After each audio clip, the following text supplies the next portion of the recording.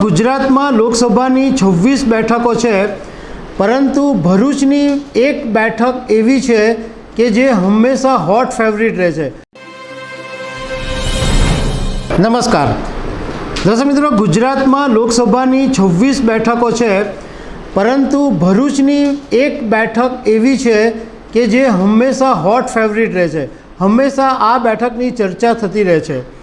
હમણાં અત્યાર સુધી એવું હતું કે ઇન્ડિયા ગઠબંધનના ઉમેદવાર ચૈતર વસાવા અને ભાજપના મનસુખ વસાવા સામે જંગ હતી, પરંતુ હમણાં તાજેતરની અંદર હવે ભારતીય આદિવાસી પાર્ટી એટલે BAP બાપના જે નેતા છે દિલીપ વસાવા, કે જે આદિવાસી નેતા છોટુ વસાવાના પુત્ર છે, એમણે પણ ચૂંટણી મેદાનમાં ઉતરવાની જાહેરાત કરી છે। મતલબ કે ભરૂચ બેઠક પર હવે ત્રિપાંખીયો જંગ થવાનો છે, અને આ ત્રિપાંખીયો જંગ થશે તો એમાં સૌથી વધારે ફાયદો કોને થશે એના વિશે હું તમારી સાથે વાત કરીશ। મારું નામ રાજેશ શાહ છે અને તમે જોઈ રહ્યા છો ખબર છે.com। દર્શક મિત્રો, ભરૂચ બેઠક એવી છે કે જે ઘણા સમયથી ચર્ચામાં રહ્યા કરે છે। સૌથી પહેલાં જ્યારે આમ આદમી પાર્ટીના ઉમેદવાર ચૈતર વસાવાનું નામ જાહેર કર્યું ત્યારે કોંગ્રેસના દિવંગત નેતા અહેમદ પટેલના દીકરી મુમતાઝ પટેલ અને મુમતાઝ પટેલના ભાઈ ફૈઝલે દાવો કર્યો હતો કે તેઓ પણ ભરૂચ બેઠક પરથી લડવા માગે છે, પરંતુ એ પછી સમીકરણો બદલાયા અને ઇન્ડિયા ગઠબંધનના નેજા હેઠળ ચૈતર વસાવાને ટિકિટ આપવામાં આવી અને એની સામે ભારતીય જનતા પાર્ટીએ મનસુખ વસાવાને ટિકિટ આપી, એટલે સામસામે જંગ હતો।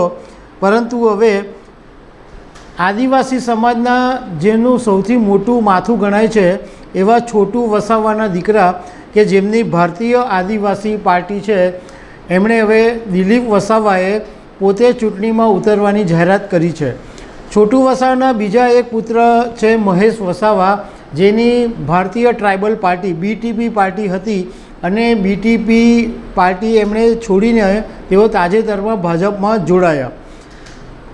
હવે આપણે અત્યાર સુધીની અંદર એટલે ખાસ કરીને 2004થી માંડીને 2019 સુધીમાં એ સ્થિતિ જોઈએ કે ભરૂચની અંદર ઇલેક્શનમાં શું થયું હતું। તો 2014ની અંદર ભાજપે મનસુખ વસાવાને ઉતારેલા અને તે વખતે એમને 44.01% વોટ શેર મળેલો, અને કોંગ્રેસે મોહમ્મદ પટેલને ઉતારેલા, એમને 33.40% વોટ શેર મળેલો, અને તે વખતે છોટુ વસાવા JDU તરફથી ચૂંટણી લડેલા અને એમણે 16.39% મત મળેલા। તમને આની પરથી સીધું ખબર પડી જાય કે કોંગ્રેસના જે વોટ કપાયા એ આ JDU છોટુ વસાવા ઊભા રહ્યા એની સામે ગયા, એટલે 16% વોટ શેર છોટુ વસાવાને ગયા અને કોંગ્રેસના 33%। એટલે જો છોટુ વસાવા મેદાનમાં નહીં હતે તો કોંગ્રેસને લગભગ 49% જેટલોનો વોટ શેર મળી શકતે। આ નાની પાર્ટીઓને ઉતારવા પાછળનું આ જ લોજિક હોય છે કે કોંગ્રેસના વોટ શેર કાપવાના। 2009ની અંદર વાત કરીએ તો ભાજપે મનસુખ વસાવાને ટિકિટ આપેલી અને એમનો જે વોટ શેર હતો એ 41.50% હતો, અને કોંગ્રેસે અઝીઝ ટંકારવીને ઉતારેલા અને કોંગ્રેસનો વોટ શેર વધીને 37.87% જેટલો થયો, અને ફરીથી JDU તરફથી છોટુ વસાવા જ હતા અને એમનો વોટ શેર 8.49% હતો। આ ચિત્રમાં આપણને એ જોવા મળે છે કે કોંગ્રેસ દર વખતે ઉમેદવારો બદલતું રહે છે। 2014ની અંદર ભાજપે મનસુખ વસાવાને ટિકિટ આપેલી અને 51.77% વોટ શેર એમણે મેળવેલો।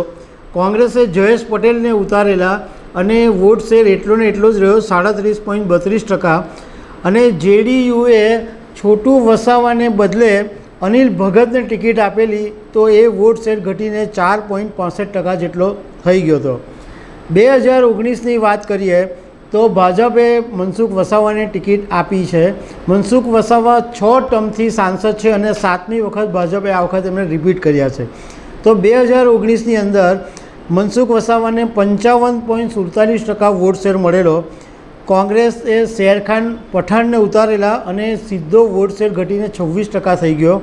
અને બીટીપી તરફથી છોટું વસાવા મેદાનમાં આવ્યા હતા અને એમને 12.53%નો વોટ શેર મળેલો.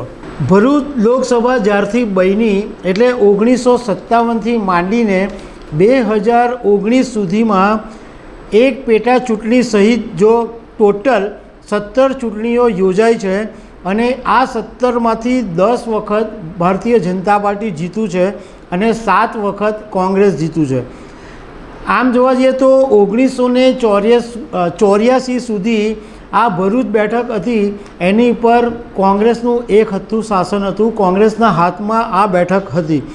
પણ 1989 પછી એવી હાલત થઈ કે કોંગ્રેસ એક પણ વખત આ ભરૂચની બેઠક જીતી શકી નથી અને 35 વર્ષથી ભાજપના જ ઉમેદવાર આ ભરૂચની બેઠક જીતી રહ્યા છે. એટલે આ વખતે ત્રિવાંખીયો જે જંગ થવાનો છે એ એના પરથી તમને આઈડિયા આવી જશે કે કોને ફાયદો નુકસાન થશે.